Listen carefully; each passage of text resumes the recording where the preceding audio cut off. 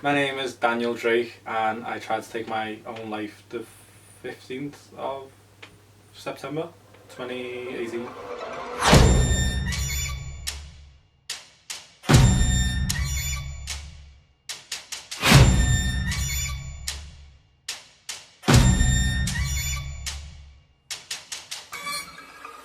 What's your favorite scary movie?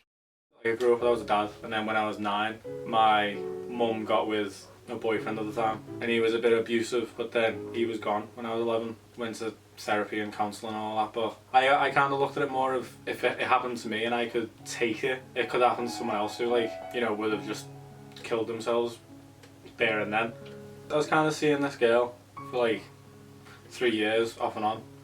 I moved in with her, and then she just kind of, I don't know, like took advantage of my kindness in a way. Like, I'd be babysitting every night, she would be getting drunk, and she did these little things to kind of make me more depressed. Like, she would I'd say, could you buy me that top in like a large? So she'd buy it in a medium, and then like rip the tag off, and then I'd feel like I'm gaining more weight, which would only make me feel a lot worse, and then it just spiraled into just times when I couldn't even get outside. I'd be outside, I'd go to the corner shop, like, which is like a 2-minute walk, and I just feel like everything just draining out of me. Like, I can't remember what pill it was because I Google searched what one it was to kind of see which one would do the most damage. I think it was ibuprofen, but it might have been something else. I can't remember the name of it.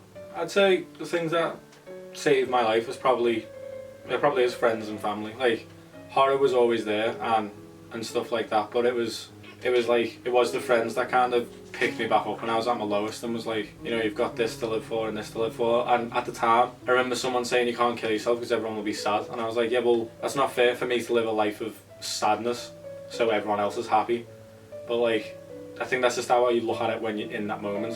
I do get what they meant and why they said it, but in a year, I mean, it was only a year ago I tried to kill myself, and it doesn't even seem like it would come into my head if stuff went bad now, if that makes sense. Like, it just seems like such an extreme thing to do, like, because that's it then. Like, I know that obviously that's the point, but like, everything I've done in the last year wouldn't have happened if I would have took maybe 1 or 2 more pills.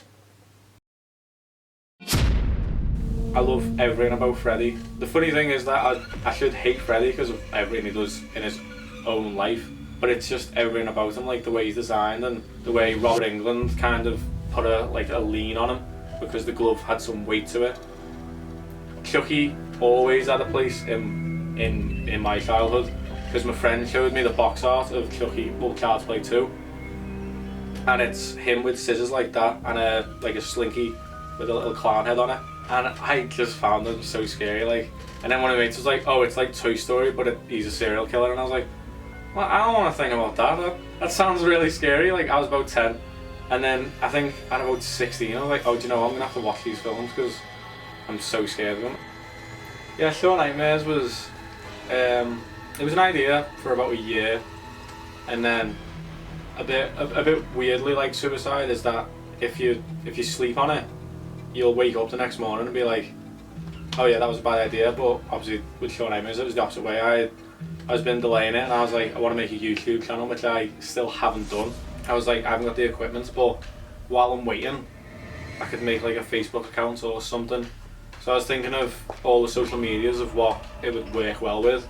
I didn't find, but I thought of Instagram. On Sure Nightmares I review TV shows, comics, films, anime, manga, anything, books, anything. It's funny, the favourite films to review for me normally just when I'm absolutely hating a film. I think they're the funniest ones and the best ones to review. It's easier when there's people around. Like, there's a fine line between a bad horror film and just terrible. Like, when they're bad, like Wish Upon is probably one of my favourite films ever reviewed because it's just so funnily bad.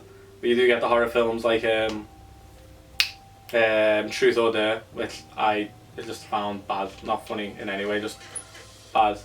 I love horror so much to the point where if I watch like 3 bad films, like disappointing films, or just 3 really bad horror films in a row, I will just be like, I can't bother reviewing anymore. Like, this is just such a drag. And then, but when your mates are there, it's funny. Like, you still hate the film, you still think it's crap, but you have the memories of your mates just taking the mick out of these Hollywood people thinking this will scare people, and then me and my mates just sitting there just laughing. No, the dream for Short Nightmares is to just have a YouTube account, make some short horror films and that, and then if someone from Hollywood sees it, picks it up, make my own Short Nightmares like film. And then I'd love it if Short Nightmares could be like the horror thing, the way like Bloomhouse is.